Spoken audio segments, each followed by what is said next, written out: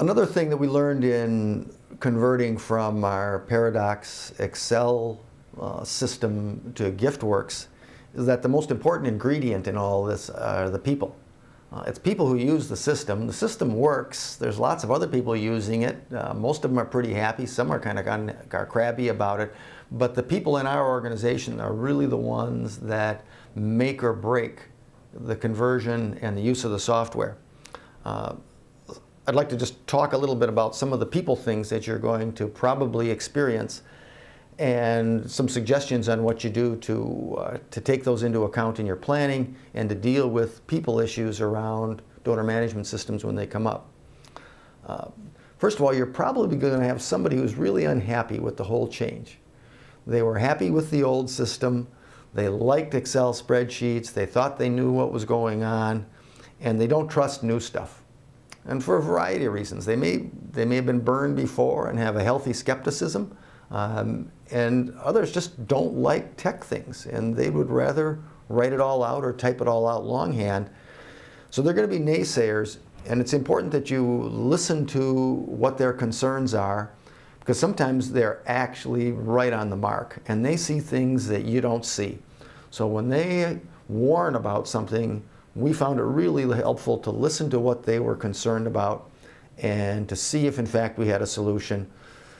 And then at some point you just have to push on. I mean, some people are just unhappy with things. So at that point, you know, you just, even if they believe you're converting to new donor management software is going to speed up global warming, you just got to tell them, you know, I disagree and we're going forward. And you need the support of your board or your executive director in order to do that. The second people thing is I highly recommend you find somebody who's been through a software conversion before. It could be an accounting system, it could be an engineering part numbering system or a donor management system, but these things are a pain in the butt, and everybody acknowledges that there's some degree of difficulty. Somebody who's been through this before will be able to help you understand what's reasonable and what's normal and what's a warning sign that you've really bitten off more than you can chew or in a mess. We worked with a person with MAP for Nonprofits. We hired Kathy Almy as a conversion consultant.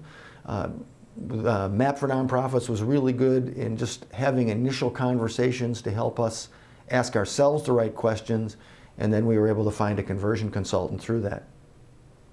Third people point is you need to find someone who likes detail and is good at it and is willing to spend the time on detail. Because a big part of what you'll learn is the way you've been keeping your data probably has a lot of loose ends.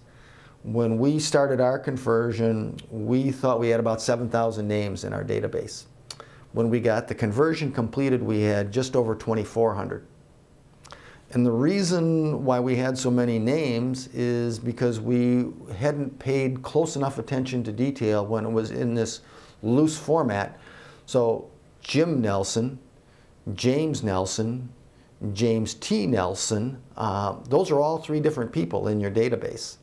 And the person with an attention to detail will go through and clean all those out because they're all the same person. And you need to get those out of there, or you end up with lots of confusion around your new database. So that data cleanup is a big part. Michelle Holloway was the person on our staff who was good at it and just saved us yards of trouble by going through and cleaning up data on the front end. And the fourth people thing is you need to find someone who wants to use this system. Somebody's got to get familiar with it.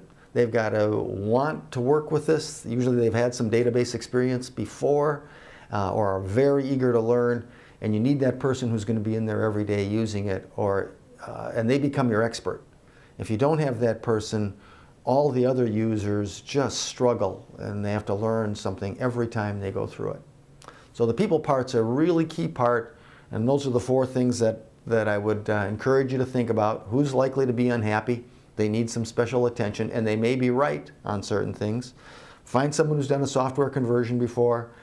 Find someone who's good at detail, and identify who's going to learn the system and be the in-house expert and chief user for it.